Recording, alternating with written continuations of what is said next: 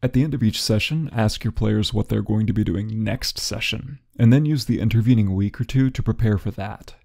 This is the essence of true open world or sandbox style play. In this fashion, you can present your players with numerous plot hooks, adventure sites, and rumor tables while cutting down prep load for yourself to the bare minimum. You're working smart instead of hard. For example, in the lair of the Lacustron, over the course of a session, the party finds an inert portal covered with glyphs, a treasure map indicating a cache of riches hidden in the surrounding lakeside, and they hear a rumor about a cave that is exposed at low tide. At the end of the session, the referee asks the players what they would like to do for next session, and it is up to the players to come to a consensus.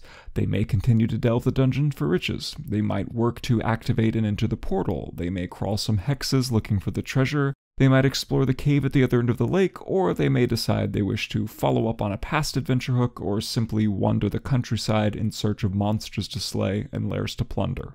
Whatever they choose, you can spend the week or two between sessions to prepare, whether that's mapping and stalking more of the dungeon, figuring out what's on the other side of the portal, fleshing out the hex map with the help and guidance of my video on hex crawls, etc. At the end of the next session, repeat the process. Your players and you will work together in this fashion to flesh out your entire world piecemeal, session by session. For this to work, players have to commit to their decision. No fair changing their minds between sessions. Play with players who respect your time and effort. Simply let them know that what they decide on at the end of the session will be what they do next week, so be sure.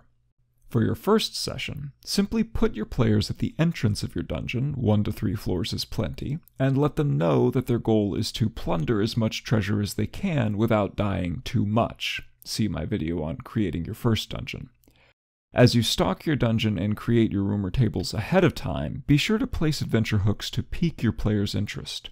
If you're having trouble coming up with good hooks, see my video on brainstorming. Pick the hooks that excite your imagination the most, as it's very likely they'll be enticing to your players as well. Although this approach for a first session might seem counterintuitive, somewhat restricting player freedom at first, it is the easiest way to hit the ground running, so to speak, and gives players complete freedom as quickly as possible. This throws players directly into the action, minimizes downtime, and gives them a clear and direct goal to work towards. It also allows new players to familiarize themselves with the game as they ease into immersing themselves in this world. As they take their first tentative steps, it will soon unfold into a deep, richly realized milieu, more expansive and yet more personal than any video game, which is why pen and paper RPGs have endured for half a century.